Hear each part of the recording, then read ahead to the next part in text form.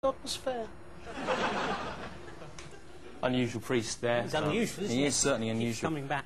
We have a guest now to talk to, and our guest today is Britain's best female comedian. Apart from Mrs. Merton. Who's better, yeah. And it's Jenny Eclair, please. Yeah,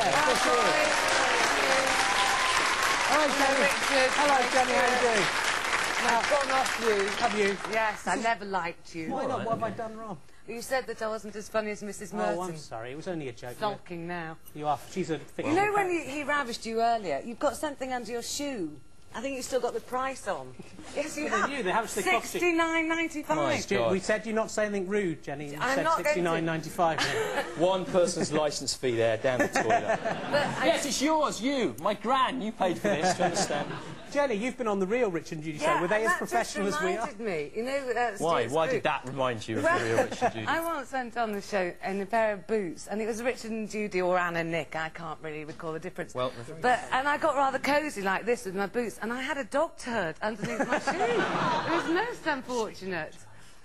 I can say dog turd. Well, turd's all right. Yes. 3 times Doggy now. poo. Because you can say winky, but you can't say the Latin name for a winky. Okay, right. So you can say yeah. No, you've been described in the Mirror as, in the Daily Mirror, as Britain's most outrageous woman. Do you think that's true? Do you think you are the most outrageous woman in Britain?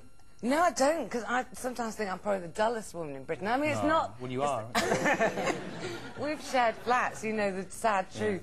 Yeah. But I know it's not as if I go running around Sainsbury's shrieking and biting people. Yeah, well, yes, I do, actually, sometimes. But, no, it's a bit exhausting, that tag, but... well, you're quite outrageous, but you're no sometimes. Rosemary West, are you? Let's face it.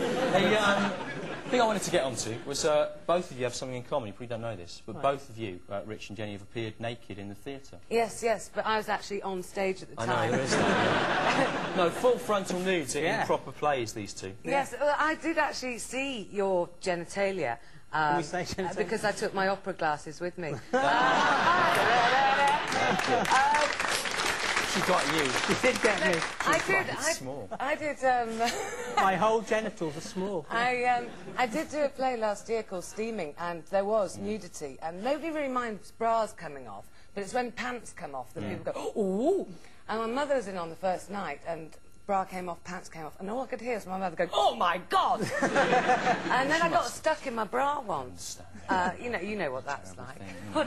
Oh no, look, it's Dan, but no bacon. It's escalated. He's got beer now. No, I'm sorry. Oh, it was a trick glass. Trick glass. See, he's got a sense of fun. Yeah. Anarchy isn't all work, is it? Anyway, we've seen what happens when Dan but no bacon attacks. Now, let's see this. Good links, Steve. Yeah. Like all mothers, Mother Nature is evil, seeking to attack us by any means necessary.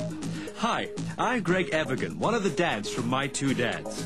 We all know what happens when weather attacks, when animals attack, and when geological phenomena attack. But do we know what happens when insects attack? This week, flies. Well, accordingly, you will owe us... Well, it was a very stuffy day, and we'd had the window open all day. Which I imagine is how the fly gained access to the office in the first place. Remember, this is genuine amateur camcorder footage. The first thing I knew about it is when I saw the fly land on a book on a colleague's desk. Then suddenly it zoomed towards me and started buzzing around my head. It almost went in my eye. Well, after a couple of seconds I realised what must be happening, and I managed to stand up and sort of shoo it out of the window.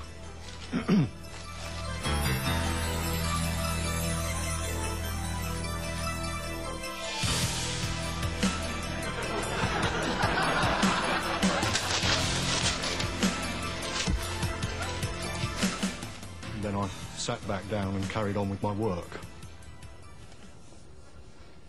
That's about it, really.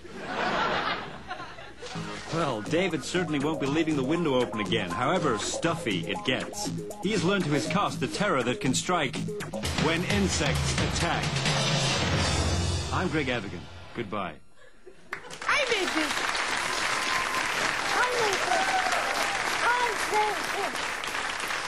Greg Evigan there. Yeah. See, still working. Greg goes, I made this at the end, but you may have missed it. You know, we were hoping to popularise it as a kind of catchphrase, but never mind. Right, we've got... Remember, the phone lines are still open in our profit-making phone opinion poll. Yeah, the question is, do you think the TV programmes that use profit-making opinion polls are ripping off the public? You see what we've done there? It's quite funny. And we've got some results in so far. 304 people rang in to say yes. 55 people rang in to say no, they are. And 341 people, a staggering 49%, the majority so far, think, well, maybe they are, but don't really care one way or the other. Uncommitted. And you can phone in on those real numbers. Keep phoning. Yeah. Because we make more money then. Thank you very much.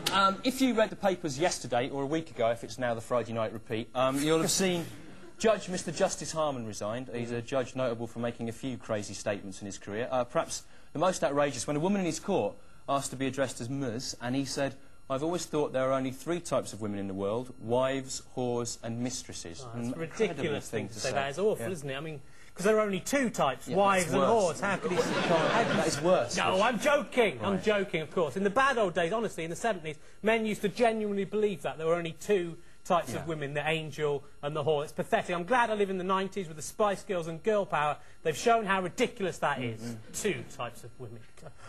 There are actually 5 types of women. 5 very distinct types, Stu, not 2, like you and Bernard Manning. I don't think that. And the Spice Girls each represent 1 of the 5 types. I'd love to see you explain how that works. All right, Stu, I will, with the aid of these cardboard cutouts. The first type of woman of the 5 is represented by posh Victoria Spice. She's the kind of woman who's sophisticated. She's a lady. Not the kind of woman you could take to Pizza Hut, mate. No. She's classy, you know. You'd have to take her to Pizza Express, you know. You can't say that. It's not. You can't Only say 1 in 5 women are like that, Stu. Not 1 in 2, like you and Jim Davidson. I don't You're the think that I've sexist said. one. I'm not sexist. You can't... The second type of woman is represented by Scary Mel B. She represents the kind of woman who is obsessed with sex. Sex, sex, sex. That's all she thinks about. She wants it, Stu. She's a whore. She's a Jezebel. She's a harlot, Stu. She's a bed bucket. Bed bucket? Yes, Stu. She is. She wants it. It's not sex. It's only 1 in 5 women are like that, Stu. Not 1 in 2, like you and Jeffrey Boycott think. I don't want to. The third type of woman is represented by Ginger Jerry. Ginger Jerry. She's the one with the red hair. Though, if you've seen the photos of her on the internet doing that kung fu kick, you'll know she's not a natural redhead. She's the type of woman, she's a leader, Stu. She's powerful, she's manipulative, you know. She manipulates men to do what she wants. You know the type, mate, yeah. She's like Margaret Thatcher, but with a nicer arse. You can't say that. You can't say that. The fourth type of woman is represented by Baby Emma, right? She represents the 1 in 5 women who are blonde and nothing else. Can't say that. 1 in 5 like that, Stu. Not 1 in 2, like you and Skeletor. I don't 1 in 5. Said. The final type of woman, no, it's true. The final type of woman is represented by sporty Melanie Chisholm. Yeah, Chisholm. Chisholm. She represents the final 20% of women.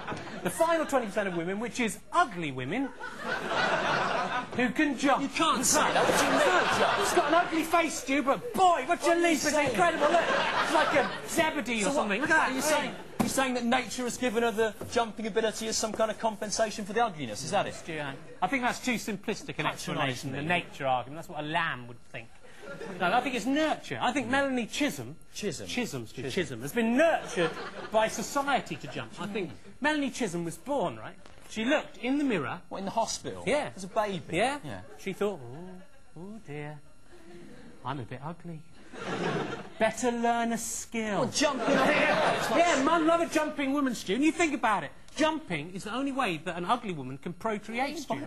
Imagine the scene. Imagine the scene. You're sitting in your house, mind your own business, right? Melanie Chisholm. Chisholm. Could have leapt in through your window, done a cartwheel across the floor, done a backflip up onto your lap, collected your gametes. Chisholm. No. Gametes is more polite, Stu. In her ovaries, and be out the window before you even had a chance to look at her. Just as she's disappearing down the street, you'd go, hold on, she's a bit ugly. It's too late, Stu, she's got your gametes. The ugly women line will every week we're going to be showing a sort of fly-on-the-wall style documentary. I can feel them this week, a look behind the scenes at some of the outrageous journalists on Britain's most controversial arts magazine, The Ironic Review.